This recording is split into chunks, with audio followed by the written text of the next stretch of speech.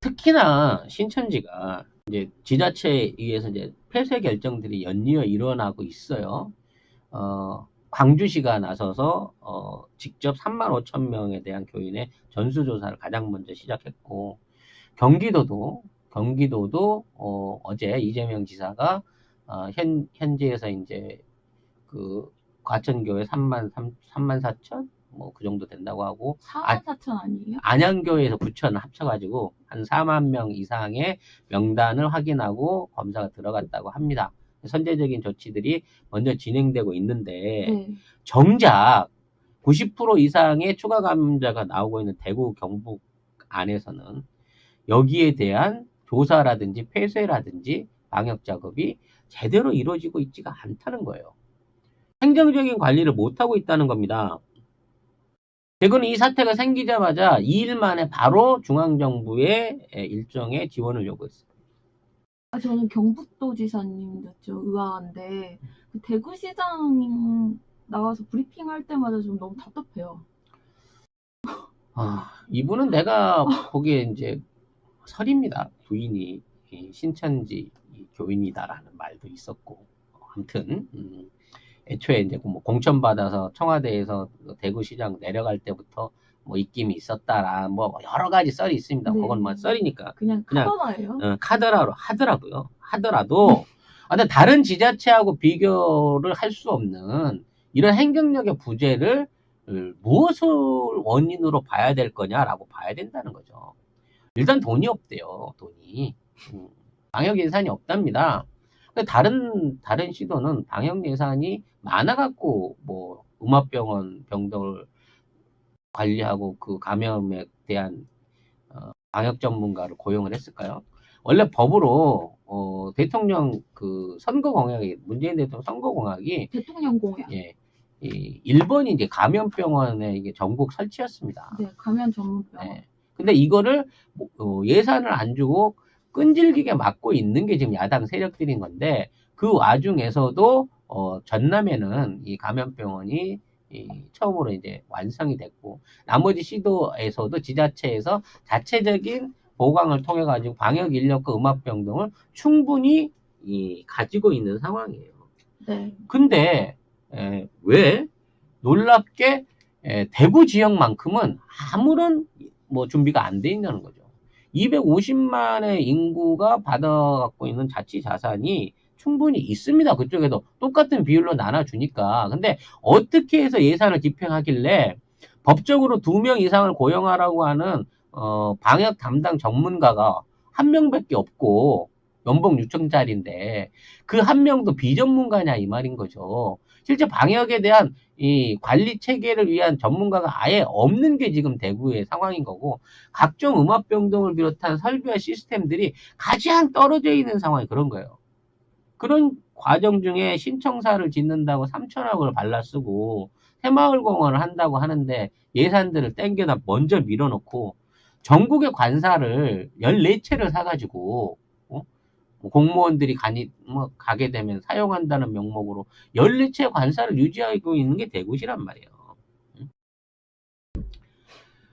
다른 지역에서는요, 뭐꼭 어디라고 비교하기 그렇습니다만, 경기도 같은 경우에는, 사태가 일어나자마자 이 방역 담당 전문가들을 28명을 추가 고용을 하고, 강도 높은 대책을 통해서 확산을 위한 아주 전반적인 정책을 취하고 있는데, 대구는 이틀 만에 정부에다가 지원을 요구한다고 하면서 돈이 없어서 그냥 아무것도 못해요. 그리고 정부가 대응을 못 해줘가지고 지금 대구 시민이 이렇게 피해를 보고 있어요. 라는 방식으로 언론 플레이를 해요. 그러면서도 신천지에 관한 어떠한 폐쇄 조치나 행정명령도 내리지 못하고 있고, 심지어는 신천지라고 하는 이름 자체도 거론을 안 해요. 특정 종교 집단에 대해서 얘기하는 거는 불합리한 것 같습니다. 라고 얼버무린다는 거죠. 그리고 흔히 애들이 얘기하는 중국 입국 이 타단이 늦어가지고 대구시가 이렇게 피해를 보고 있습니다라는 이따위 얘기를 꺼내놓고 있는 거예요. 뭐 이런 얘기로 언론 플레이랑 권현진 시장은 그나마 낫다고도 볼 수 있죠. 아니요, 그 보건소 그 신천지 교회 감염 예방 팀장 그분 그 브리핑에서 언급할 때도 두둔하는 발언이어가지고 전 좀 언짢더라고요. 신천지 교인 아니라고 처음엔 부정을 했어요. 기자들이 계속 물어보니까 신천지 교인인 건 맞는데 그거를 이렇게 교에 대한 부분으로 이렇게 끌어가서는 안 되지 않느냐라는 식으로 두둔을 했다는 거죠. 그래서 사실 대구 안에는 실질적으로 현재 감염에 대응할 수 있는 인력이 없습니다. 그래서 외부에서 지원한 인력들이 지금 있는 검사들을 진행을 하고 있는 거예요. 그리고 다른 지역에서 마스크들을 집중적으로 확보해서 대구 지역에 보내줌으로 인해 가지고 어느 정도 의료진을 비롯한 스스로 이제 마스크를 장만할 수 없는 이제 계층에 대한 지원들이 이제야 조금씩 숨통이 트여가고 있는 상황이라고 합니다. 그 마스크 얘기가 나와서 말인데 그 마스크 예산도 진짜 악착같이 자한당의 예산 삭감시킨 거잖아요. 그렇죠. 작년 예산안에 좀 사회 보호해야 될 올해 작년이네요. 작년 예산에 취약계층에 대한 마스크 지원 사업에 있는 예산을 10%만 남기고 다 깎았죠. 네. 깎고 또 깎고 그랬어요. 네. 사실은 다 없애버리려고 했다고 했는데 그거밖에 못 깎아서 서운하다. 이런 예산들은 전부 다 뭐라 그러죠? 포퓰리즘? 네. 포퓰리즘 선심공약으로 해갖고 국가 돈의 낭비다 뭐 이따위 얘기를 하고 있는 거예요. 지금 대구를 지키고 있는 의료진들은요 전부 전국에서 스스로 자원해서 아직 국가가 모집하는 공익 의료인은 아직 모집이 아직 완료가 안 된 상황이기 때문에 자원해서 현지에 가서 자원봉사하고 있는 의료진들이 지금 대구 시민들을 지키고 있는 거예요. 이분들은 대구 지역에 피해가 갈까봐 마스크를 비롯한 방역복을 비롯한 장비들까지도 자기 돈으로 장만해갖고 가고 있고요. 네, 자비로. 네. 일철의 경비를 부담시키지 않는 순수한 자원봉사단이 현지에서 대구 시민을 지키고 있는 겁니다. 네. 저는 그분들의 희생, 그분들의 헌신에 너무 진짜 존경과 감사를 보내야 된다고 봐요. 가장 많은 인원들, 가장 먼저 현지에 자원해서 갔던 분들, 물론 대구 지역 의료인들이 먼저 자원을 해주시기도 했었습니다만, 광주 의사회에서 굉장히 많은 분들이 현지에 가주셨고요. 그 이후로 타 지역에 있는 의사분들이 대구 시민을 돕기 위해서 현지로 내려가고 계십니다. 현지에 가면요, 근무 환경이 너무 열악해요. 병원 아니지만 감염을 해야 되기 때문에 방호복과 방호고구를 항상 착용해야 되고요. 장갑을 이중으로 낀 상태에서 24시간을 거의 서서 근무를 합니다. 24시간 교대예요. 한 번 들어가면 24시간 일하시고 나와서 24시간 쉬고 다시 들어가는 거죠.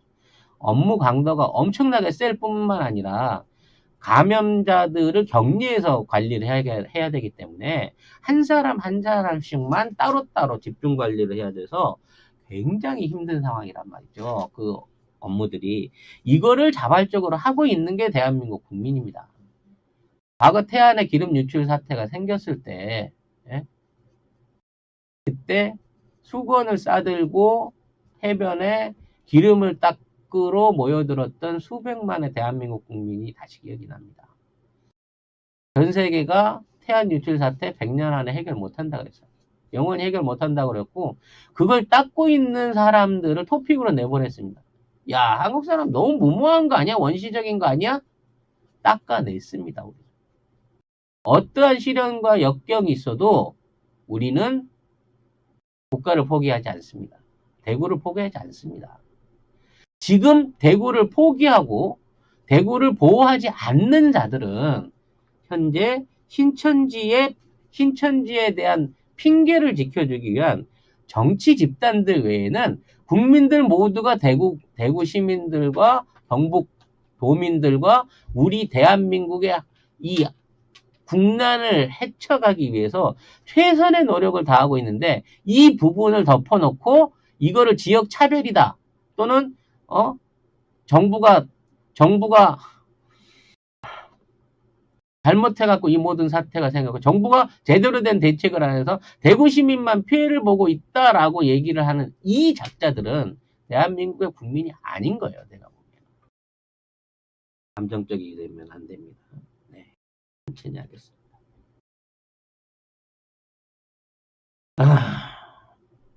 2009년에 신종플루가 우리나라를 전역을 덮쳤을 때 그 한 해의 감염자가 70만이었습니다. 기억나세요?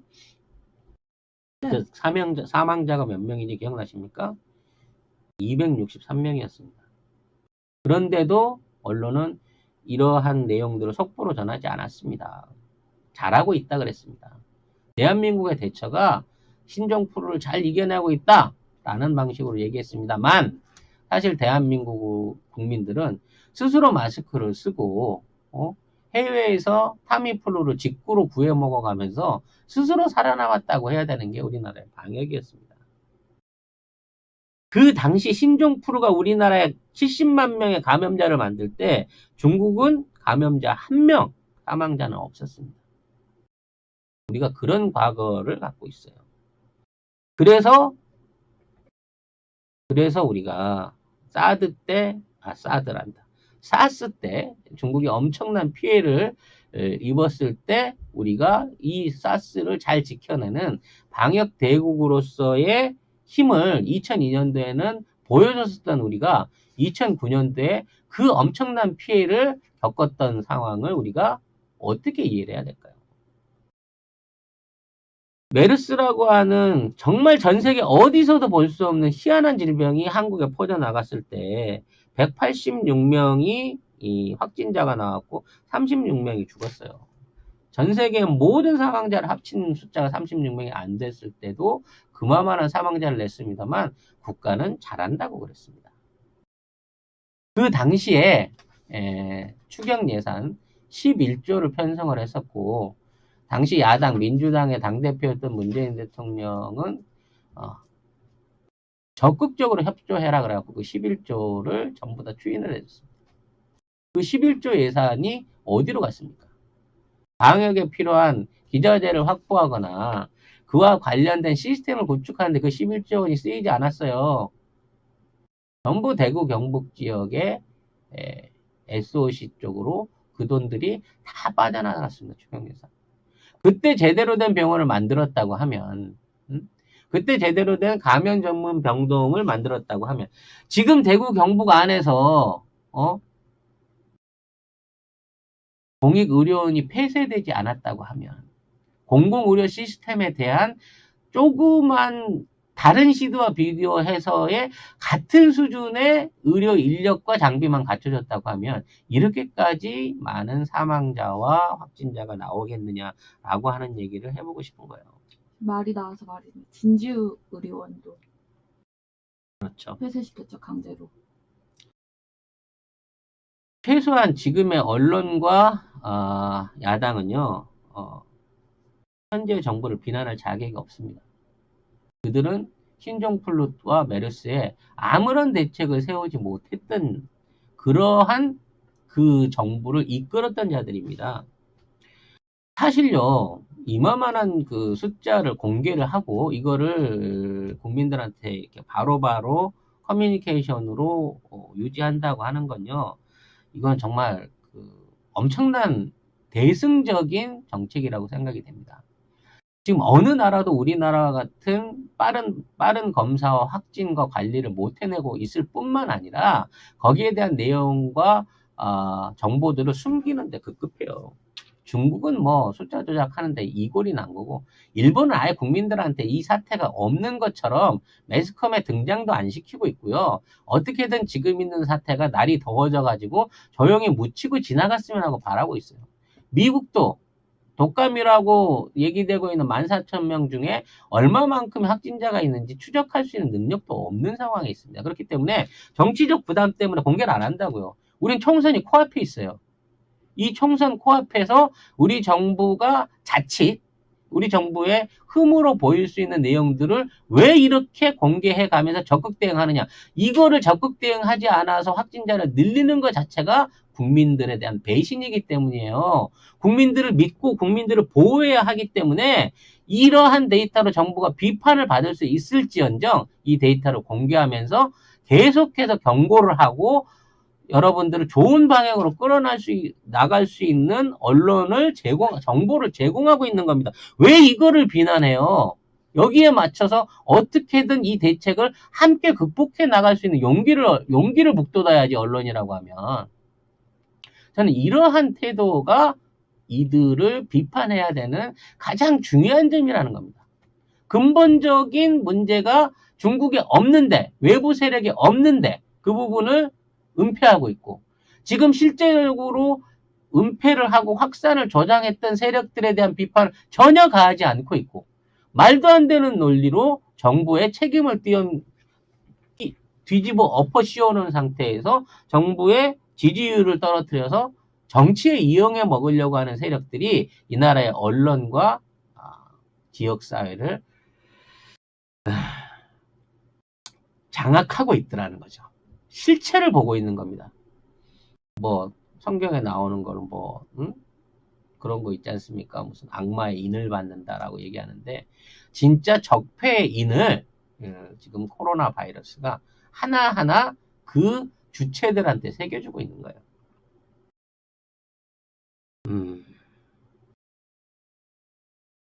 신천지가 대한민국의 국민이고, 그들이 내세를 믿든 영생을 믿든지 간에 그 교인들을 위하는 그나마 제대로 된 종교 집단이라고 하면, 교인들을 통제하고 보호해서 어떻게든 현재 퍼져 있는 사태를 해결하기 위해서 적극적으로 협조해야 됩니다. 말은 협조한다고 하지만 관련된 문서를 폐기하고 교회에 있는 설비 중에 인테리어를 뜯어갖고 고쳤다고 하는 말도 있고요.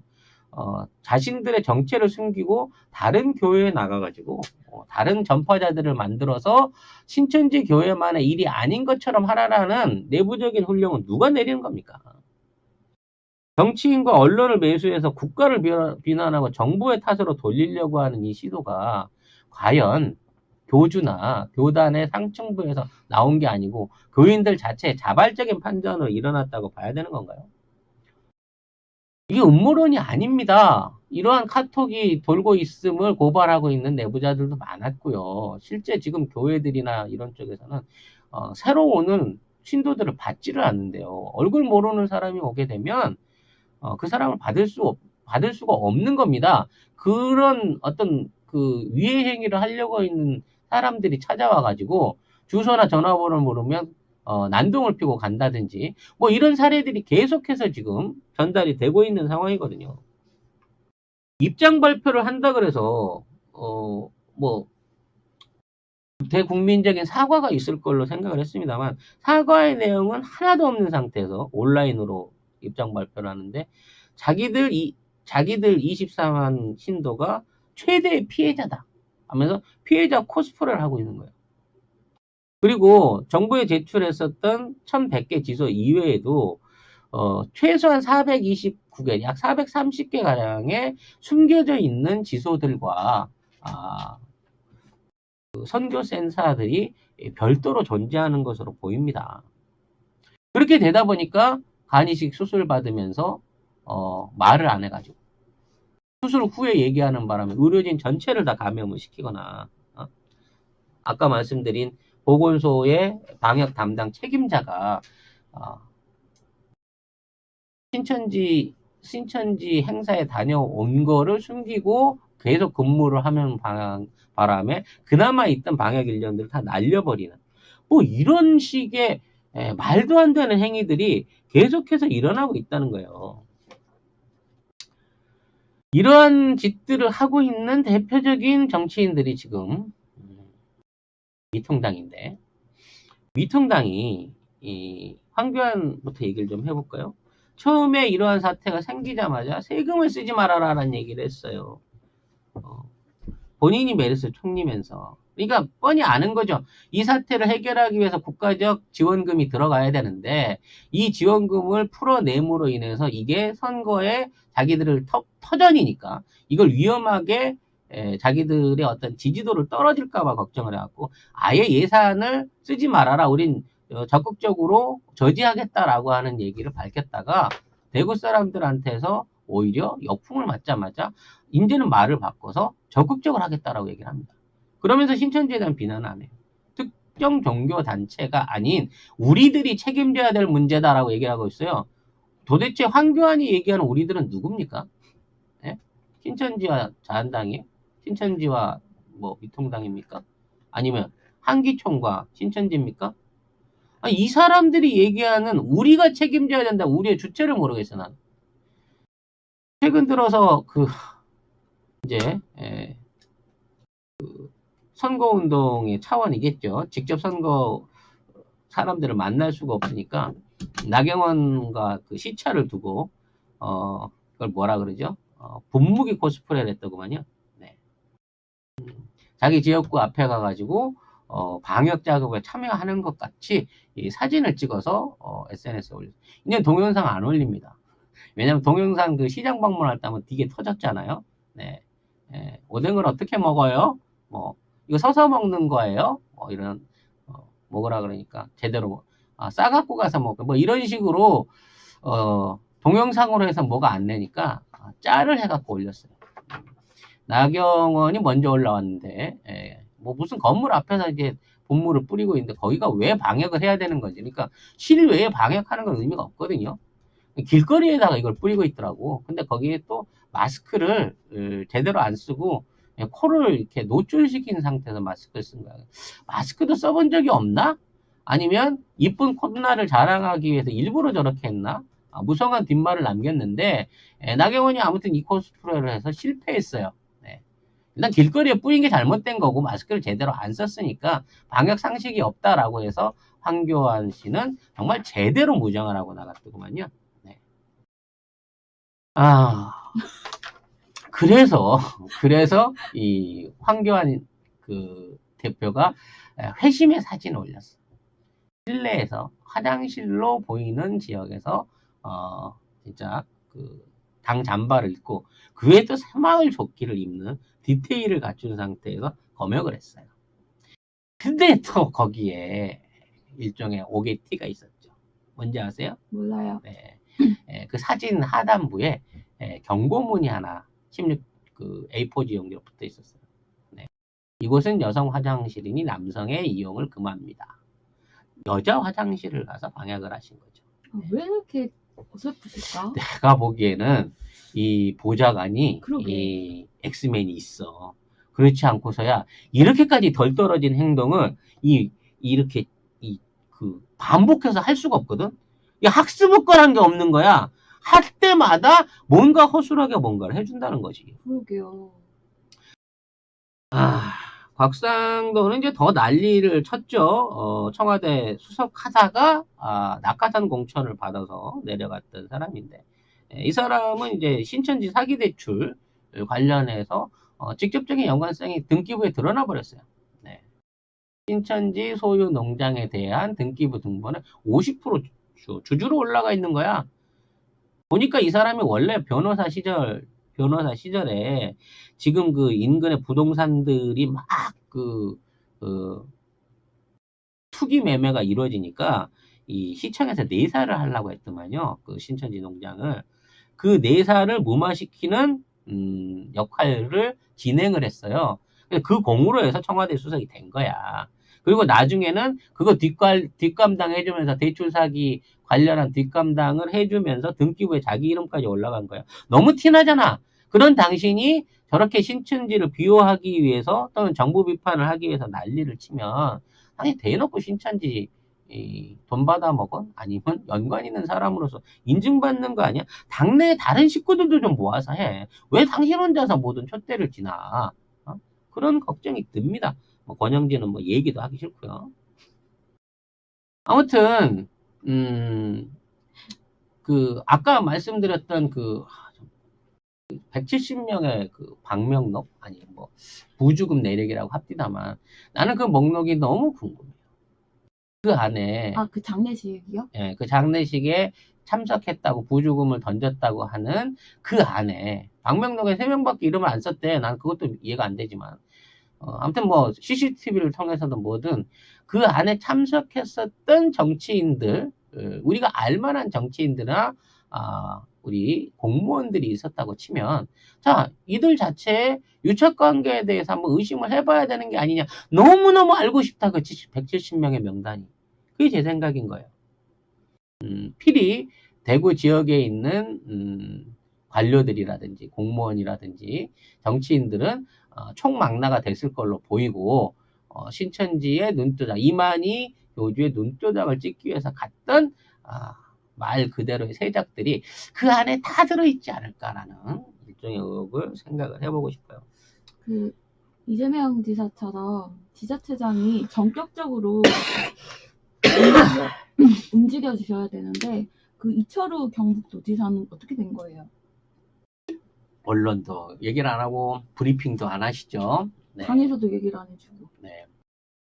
그 아방궁 같은 4천억을 들여서 만들었다는 어마어마한 그 도청 안에서 숨바꼭질을 하고 계시는 상황인 건데, 그러니까 자꾸 이제 확진자 아니냐는 의심을 받는 거예요, 이철우 씨. 영지집하는. 네, 나오시란 말이야, 나오시란 말이야.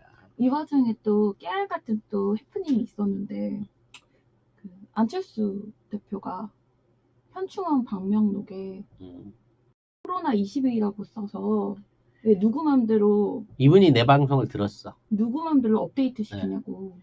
왜냐면 여러분 기억하시는지 모르지만 제가 방송에서 코로나 20이라고 20이라고 얘기를 했어요.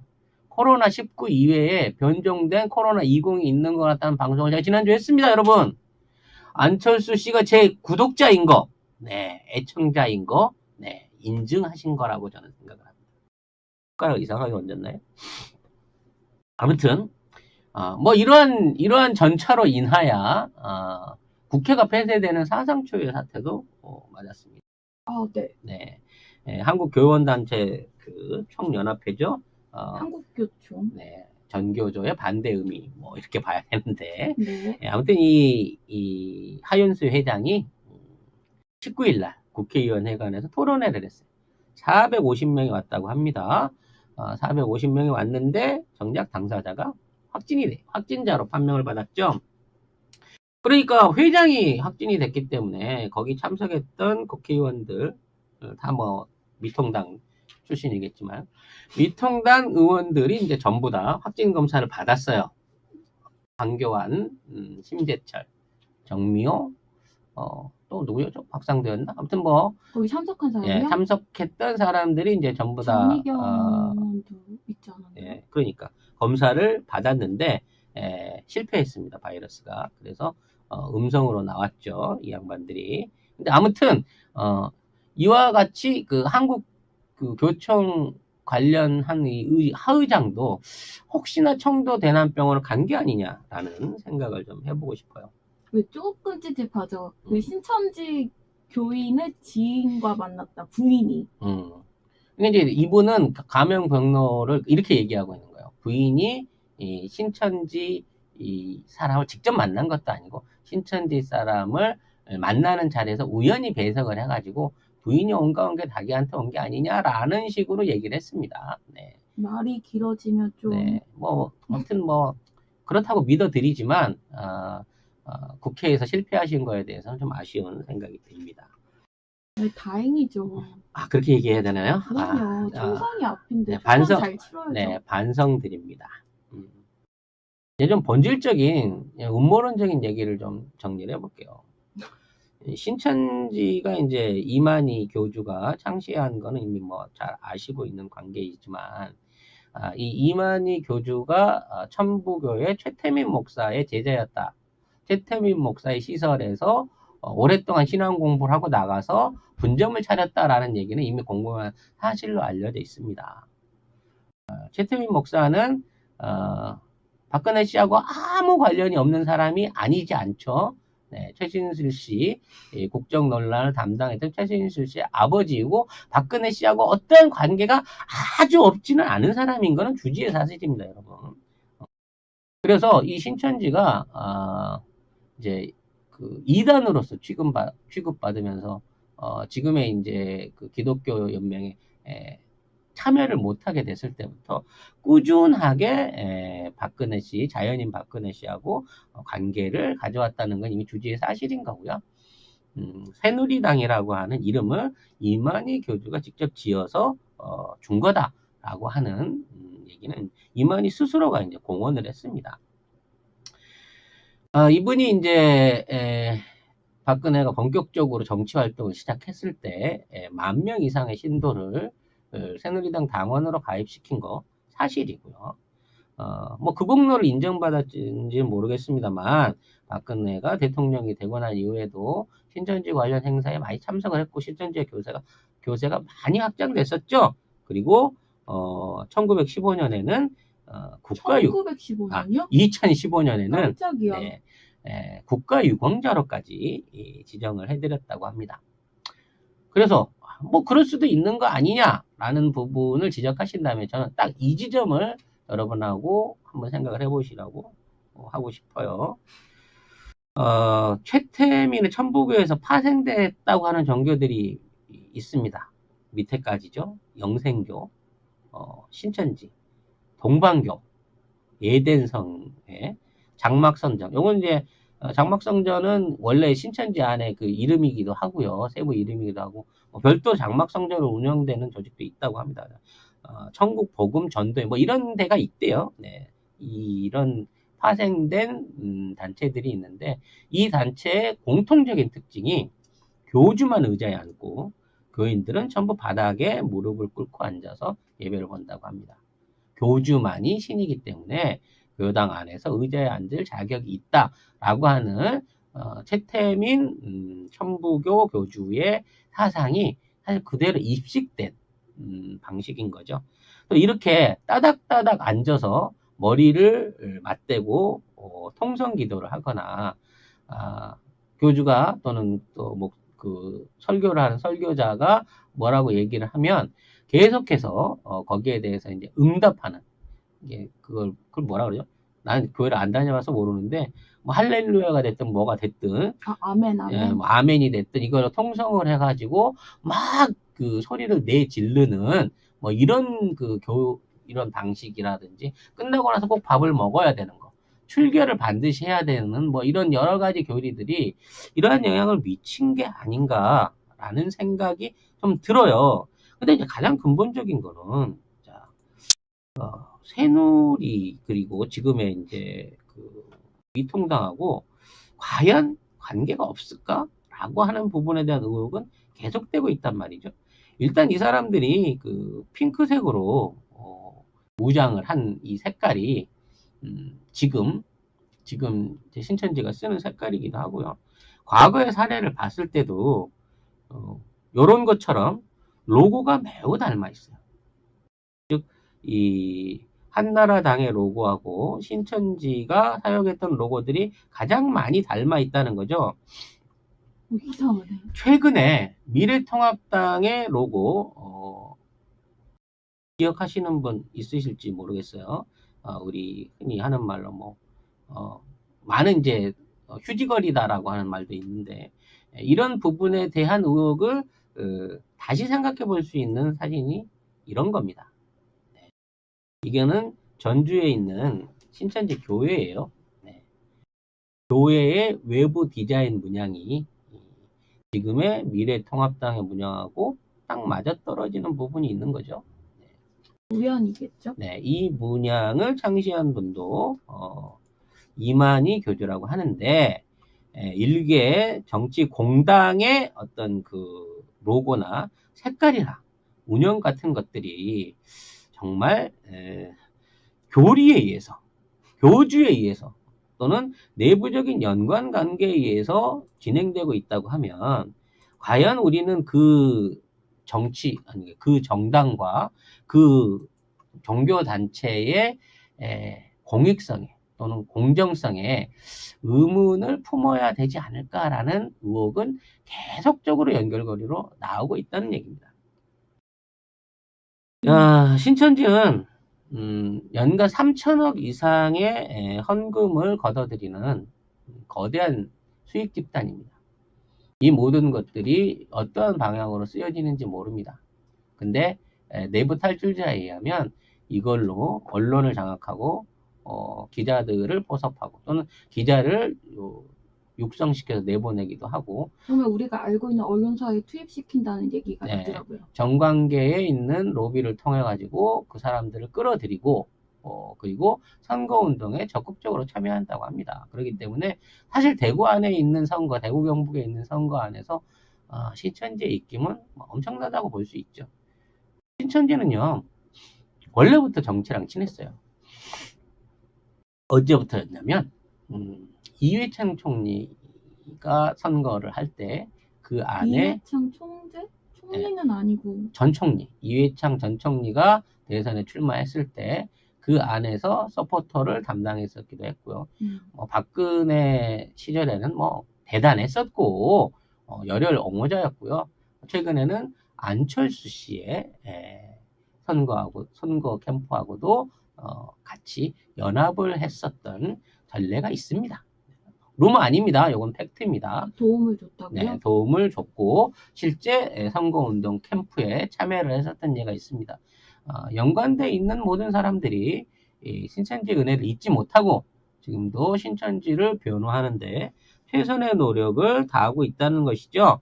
네, 그리고 댓글 부대를 이끌었던 윤 목사가 신천지하고 연관성을 공식적으로 인정했었고요. 우리가 흔히 말하는 이제 일배죠, 일배. 네. 일배의 본부가 대구에 있는 것도 심상치 않다라는 얘기가 있습니다. 네. 그러고 보면 24만의 신도라고 얘기하는 신천지가 과연 지금 대한민국의 기득 언론과 정치권하고 또는 그 외에 어떤 댓글을 비롯한 온라인 안에서의 세력을 구축하고 있는 내용이 얼마나 큰지에 대해서 우리가 고민을 해봐야 돼요. 그리고 그들의 포교 활동이 얼마나 비밀스럽고 다양한 방법으로 또는 불법적인 방법으로 퍼져나가는지 이 기회에 우리가 제대로 규명을 해야 된다는 부분이 있습니다. 포교를 반드시 해야 되고 헌금을 해야 되고 헌금을 하지 않으면 연대보증을 서서 빚을 내가지고까지 현금을 하게 만들고 외부적으로 포섭을 할 때는 추수꾼이라 그래서 남의 다른 교회나 이런 쪽에 잠입을 해갖고 그 교회를 먹어버리는 방식을 취한다든지 유아교육을 위한 무슨 그 센터 그러니까 돌봄의 집 문센도 네, 그리고 문화센터 같은 걸로 가장을 해갖고 선거를 하는 방식 길에서 인상이 좋으신 애로 시작하는 홍보 방식 SNS를 통해서 국내뿐 아니라 해외에 있는 중국 교포들이나 외국에 있는 교포들까지 포교 활동을 벌이고 있는 게 신천지라고 보면 이들이 얼마만큼의 영향력을 그동안 발휘해 왔었고 지금 대구 경북 지역 안에서의 권력, 기득권이 얼마나 강한지에 대해서 곰곰이 펼쳐봐야 된다는 거예요. 이미 부시장 비서가 그랬고 교도관이 그랬고 경찰관이 그랬고 보건소에 근무하는 간부가 그랬다고 치면 이미 지역사회 안에 있는 많은 사람들이 이 신천지의 영향권 안에서 말 그대로 지배받거나 영향받았다고 충분히 추론해 볼 수 있는 증거들이 계속해서 나오고 있잖아요. 그리고 그들이 자신의 잘못을 공개적으로 해결하려는 노력을 하지 않고 이걸 퍼뜨리기 위해서 자맹을 통해서 다른 종교단체라든지 다른 지역에 이걸 확산시켜라 라고 하는 정말 그 조직적인 행위가 있었다고 치면 이거는 테러 행위예요. 자국 내에서의 직접적인 테러 행위를 자국민에 대한 테러 행위를 벌인 거나 마찬가지라고요. 자기들이 설교하면서 그런 얘기를 했다고 합니다. 질병은 악마가 내리는 것이다. 마귀가 지금 신천지에 있는 신천지가 번성하는 것을 막기 위해서 마귀가 지금의 코로나 바이러스 우리 교인들한테 주었다.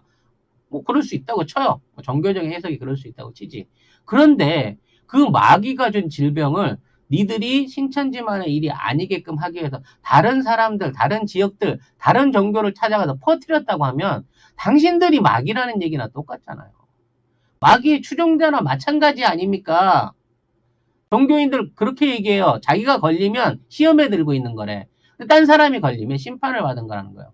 당신들 신천지 교도들이 지금 당하고 있는 이 고난은 시험입니까? 심판입니까? 이만희 교주에게 여쭤보고 싶네요. 24만에 의해서 장악된 대구, 경북, 뭐 광주에도 3만 5천이 있고 경기도에서 이미 4만 이상 있었습니다. 전 대한민국에 퍼져 있는 교도들이 장악하고 있는 대한민국 안에서 5천만 명의 사람들의 건강과 보건이 위협받고 있습니다. 24만 명이 5천만 명을 위협하고 있는 상황인 거예요. 그리고 이 사태로 빚어지고 있는 엄청난 경제적인 손실, 그로 인한 파급력, 국가적인 신인도의 추락, 앞으로 일어나게 될 경제적인 성장률의 후퇴 같은 이 어마어마한 손실을 어떻게 감당해야 됩니까? 누가 책임져야 됩니까?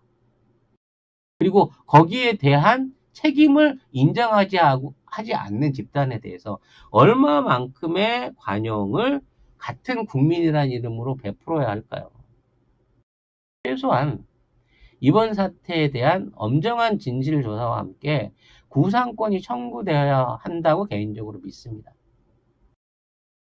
세월호 사태가 있었을 때 세월호 사태의 주범으로 누가 지목을 받았습니까? 유병헌이라고 하는 종교단체 교주가 지명을 받고 그 사람이 전국에 수배가 됐습니다. 그 사람 하나를 체포하겠다고 영국의 경찰력이 발칵 뒤집혀서 홍동원 됐고 반상회를 해가면서까지 그 사람이 수배전단을 돌렸지만 정말 말도 안 되는 의문의 변사체로 발견돼서 끝나고 그 교회에 대한 구상권을 청구하겠다라는 얘기가 돌 때 그들이 꺼낸 얘기가 우리가 남이가 있습니다. 구상권의 청구요? 사실 이루어지지 않았어요. 청해진 해운에 대한 해산도 이루어지지 않았고 청해진 해운을 비롯한 그 교주 가족들에 대한 구상권과 법적 처리가 그냥 흐지부지하게 끝나버린 상황인 겁니다. 그런데 그때는 그렇게까지 종교단체 구원파에 대한 일종의 정부의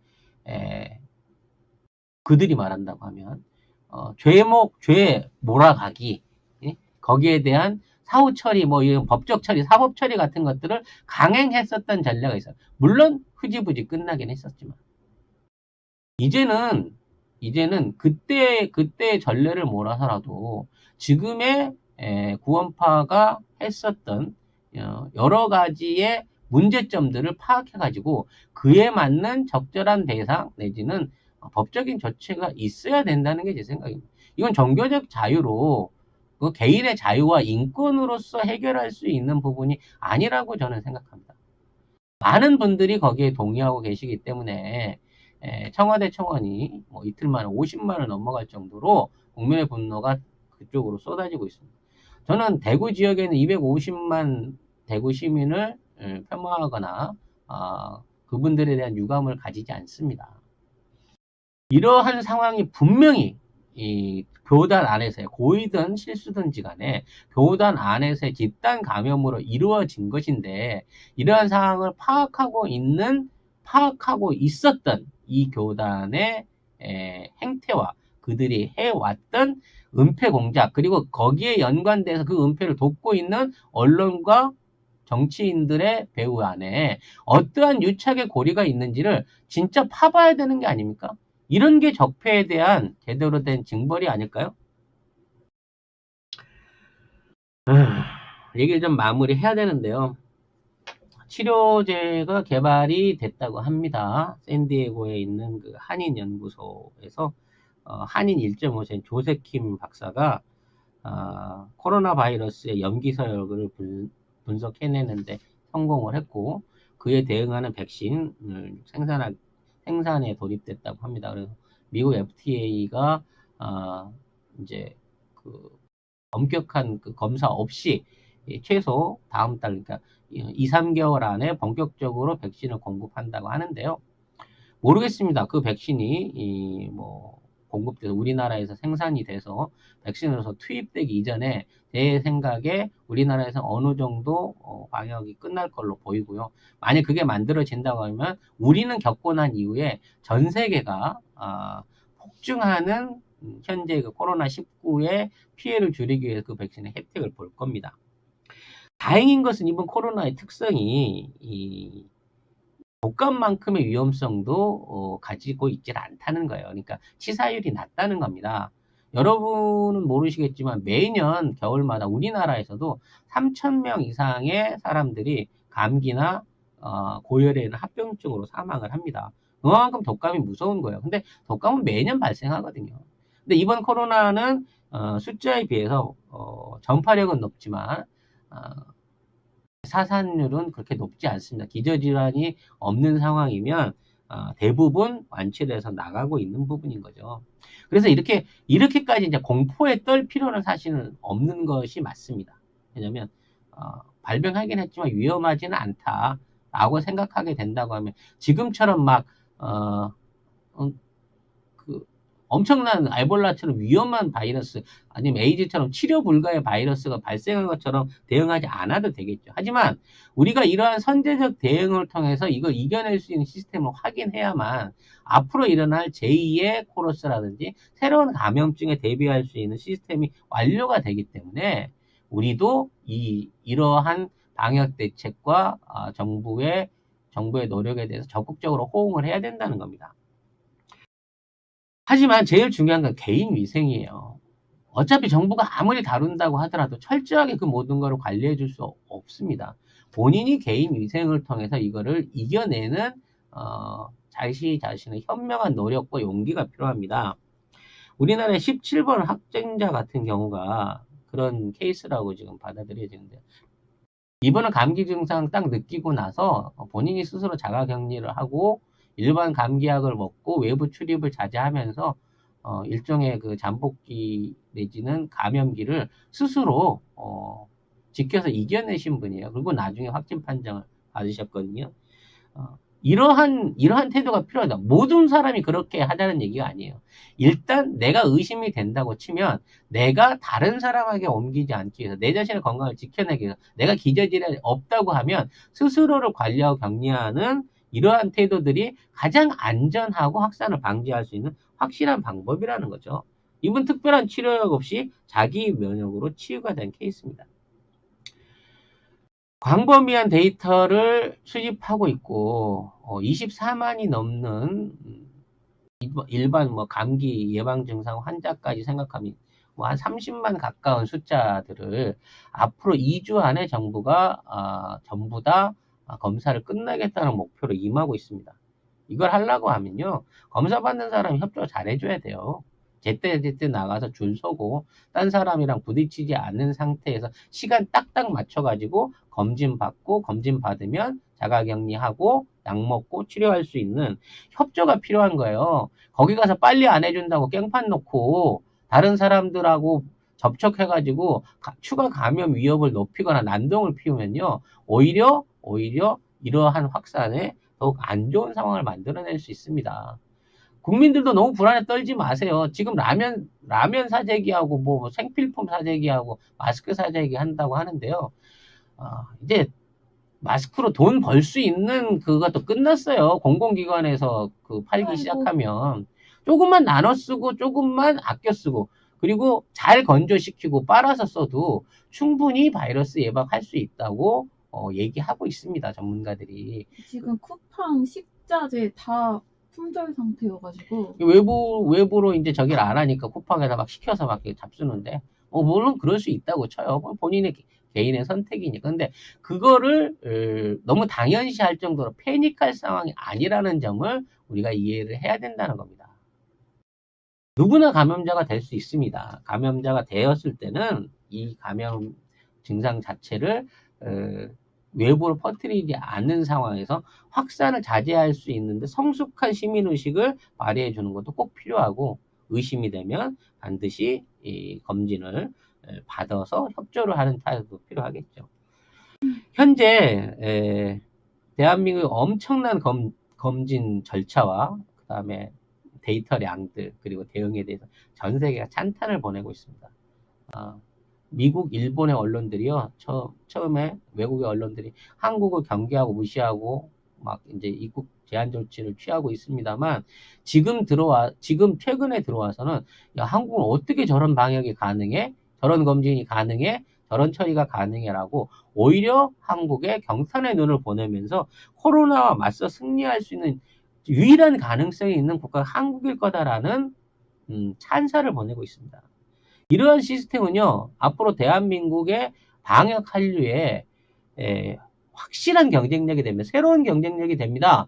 다른 나라에서 우리나라의 시스템을 배우기 위해서 정말 무슨 돈을 얼마를 들이더라도 노력할 거예요. 그리고 우리가 가지고 있는 검진 데이터를 통해서 우리 기술진들이 만들어내는 코로나 바이러스 치료약이 전 세계에서 가장 잘 듣는 약이 될 거고요. 그만한 임상을 가장 완벽하게 해볼 수 있는 데이터들을 갖고 있는 장점이 우리가 어떤 이런 방역의학 부분에서 새롭게 나갈 수 있는 상황이 되는 거예요. 마스크, 손세정제를 비롯한 각종 위생용품들에 대한 한국 제품의 인지도가 천정을 뚫고 있고요. 앞으로 이거는 엄청난 수출 효자 상품이 될 겁니다. 방역도 한류. 그렇죠. 방역도 이제 한류로 가는 거죠. 이 역경을 끝내고 나면 우리는 어떠한 감염증에도 대비할 수 있는 능력을 발휘할 수 있는 강국이 됩니다. 매도 먼저 맞는 놈이 낫다는 얘기 있잖아요. 우리 케이스가 딱 그 케이스 되는 겁니다. 세계 IT 전문가들이 테스트 필드를 한국에 선택하는 이유와 똑같은 방역 강국으로서 한국의 위상이 높아질 것이고, 그렇게 되면 지금은 비록 손해를 보고 있지만 관광이라든지 산업이라든지 우리 대한민국 생산품 전체의 신뢰도는 높아질 겁니다. 앞으로 남은 문제는 이러한 바이러스의 그 확산은 늘 항상 상존하고 생겨날 수 있다는 겁니다. 바이러스가요, 이렇게 사람과 사람을 옮겨가서 세대를 건할 때마다 유전자 배열이 약 1%씩 변화가 된대요. 그래서 한 10만 명만 거치게 되면 완전히 다른 바이러스로 새롭게 바뀌게 된다고 합니다. 왜냐하면 과거 바이러스는 이거를 겪어왔던 사람들이 항체가 생성됨으로 해서 더 이상 생존할 수가 없기 때문에 바이러스는 늘 새로운 형태로 진화해서 새로운 감염자를 만들어낼 수 있는 쪽으로 진화하는 어떤 본능적인 체제를 갖고 있거든요. 그래서 앞으로 새로운 형태의 바이러스가 꾸준하게 늘어날 것으로 보여지고, 어쩌면 이 바이러스가 토착화돼서 매년 겨울마다 감기 시즌이 되면 같이 나타날 수 있는 뭐 그러한 증세로 갈 수도 있습니다만, 그러한 것까지도 해결할 수 있는 시스템을 우리는 갖추고 있고 갖춰야 한다라는 겁니다. 정부가 공개한 앱들 중에 지금은 이제 그 신천지 때문에 조금 무용지물이 되고 있는데, 그 이전까지만 하더라도요, 우리나라의 28번 감염자들을 비롯한 이 각종 그 확진 환자들이 지나왔던 지역에 대한 경계 지도가 앱으로 나와 있었어요. 그러니까 이 사람이 몇 월 며칠 여기를 지나갔다라고 하면 거기에 100m 전방에서 저쪽에는 코로나 확진자가 지나갔던 장소가 있습니다고 알려주는 앱이 출시가 됐었다니까요. 지금도 신규로 그 확진자가 나오게 되면 지역 지자체에서 누구가 어느 지역에서 나왔는데 이 사람이 어디를 다니고 어디를 지나고 어떻게 어느 지역에서 무슨 활동을 했습니다라고 하는 것들이 문자 메시지로 전부 다 전송이 되면서 여러분들이 피해갈 수 있게끔 데이터를 제공해 드리고 있습니다.